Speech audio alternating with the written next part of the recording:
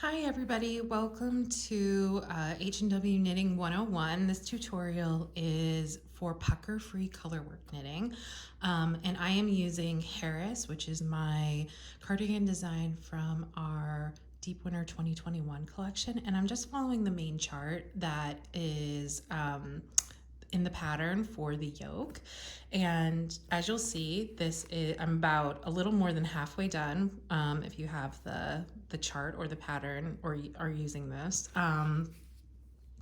and the chart inside of it has a steek setup as well. So that's what this funny little bit of checkered fabric is. It's basically selvage fabric that is used for steeking. Steeking is the next technique that we're going to cover in this little colorwork series, which basically is cutting your knitting open, which sounds way more scary than it actually is. But for now, let's just stick to the pucker-free colorwork tutorial here before we really get going. And basically, the key to pucker-free colorwork is to stretch out your stitches. It's about creating elasticity in your fabric, as much elasticity as possible without creating too loose of a gauge. And as you can see, my fabric here, it looks pretty even, even for unblocked fabric. It's looking pretty flat, pretty even, instead of those, occasionally you can see color work where it gathers together.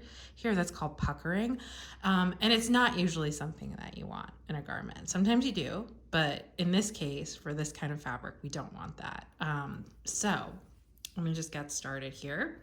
So I carry my dominant color over my left in my left hand and my non-dominant color in my right hand. It's just what's comfortable for me, but some people only throw with their colors or only pick, which is absolutely fine. There's no right or wrong way to do this as far as hand dominance goes. It's whatever gives you the best fabric and makes you the most comfortable as you're knitting. But this is just what the technique that I find to be most comfortable for me while I'm doing color work. So let's just get to it here. So my next stitch here is going to be my first stitch in charcoal since using ash over here.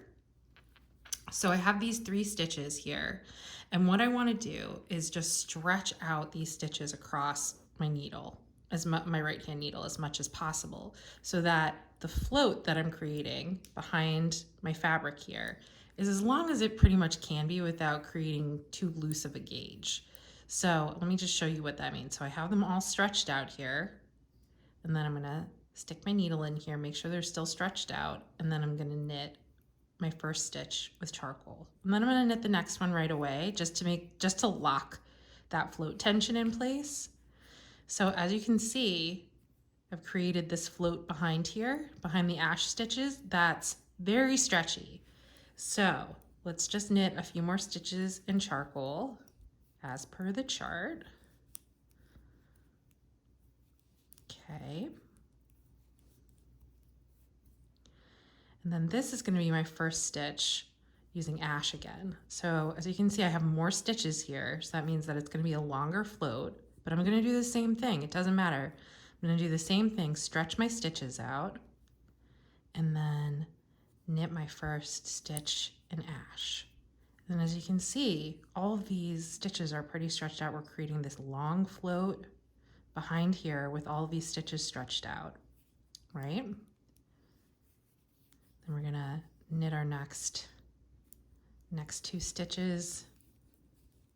Ash, all of the tension is locked in there, and you see how that creates this this float behind here. It's not too loose and it's not too tight either. It just creates this nice elasticity behind your fabric. So if you take a look inside of my swatch here, you can see all of these floats that I've done this with, all this same technique. And basically what it has created is a stretchy, it's never going to be as stretchy as just regular one color fabric. It's just not going to happen. But what this does is creates as much elasticity as possible in your color work without creating puckers or a weird loose gauge either. It's just all about practicing your tension for this. But this is a pretty much foolproof technique for creating pucker-free colorwork knitting. So I've knit across my steek stitches here, which are in pattern.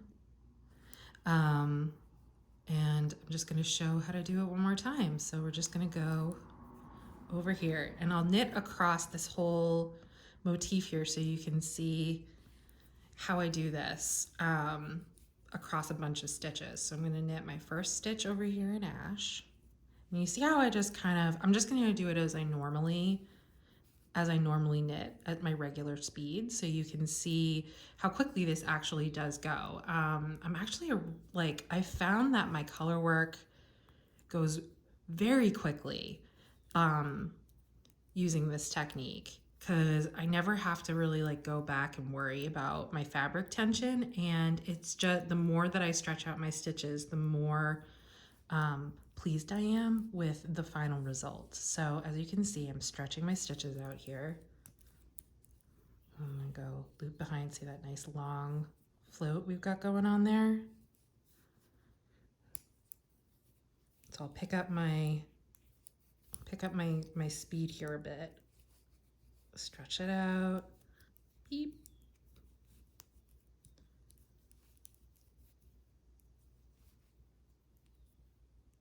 So right here is actually a little tacking technique that I would like to show you. So when you get above 6 or 7 stitches where you're floating, it's good to tack your non-dominant color, or the color that you're not working with, down, so that you don't have too long of a float, because too long floats can get caught on your fingers or anywhere on your body when you're putting on your garment. And also you don't want too long of a float because it can create weird tensioning.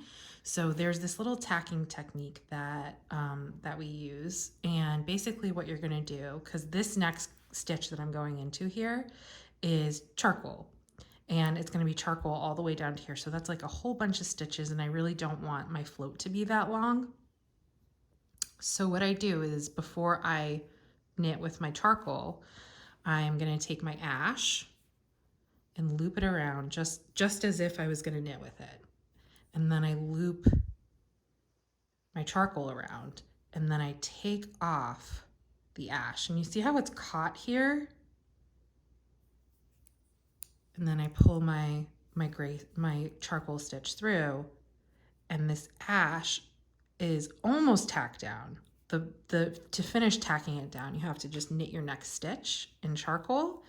And what this does is it traps your float underneath that stitch. And you still have, and just like before, you stretch out your stitches before you do this, so you have a nice long float here across the back of these stitches. But what it does is it kind of just tacks it down very gently without showing it on this side, so that your float isn't too long.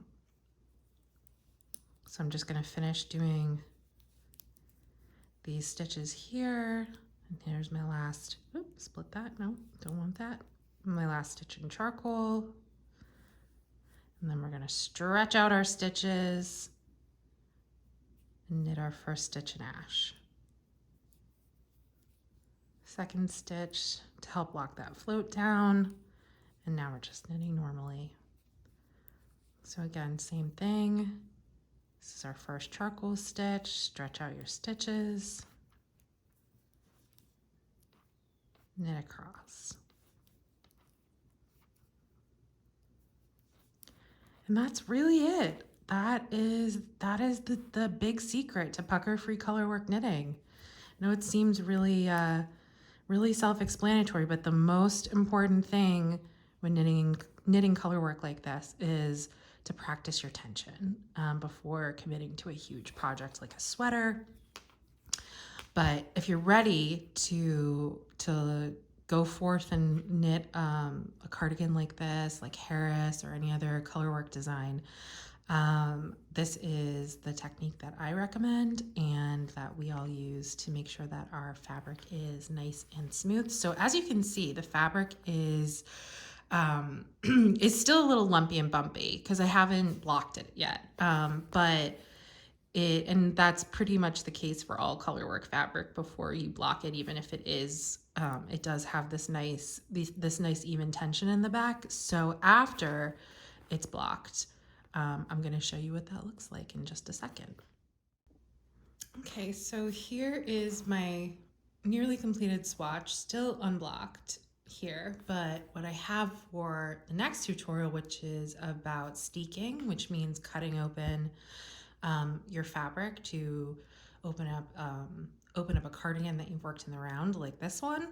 And I'm going to show you what blocked fabric looks like. Now this is steam blocked. I haven't fully wet blocked this yet because it's not all the way, I'm not all the way at that point yet, but I have a nearly completed Harris cardigan here for this tutorial, for the next tutorial on steeking. And as you can see, here's the front steek, just like on my swatch. This is the neckline here.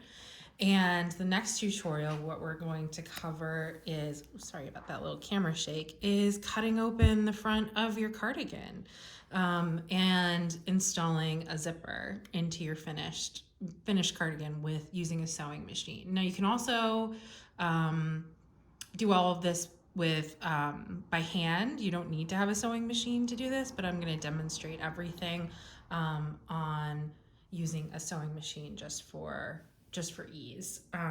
And the first thing that we'll do in the next tutorial is I will demonstrate how to do a steek on this smaller swatch first, and then go and show how to do it on a full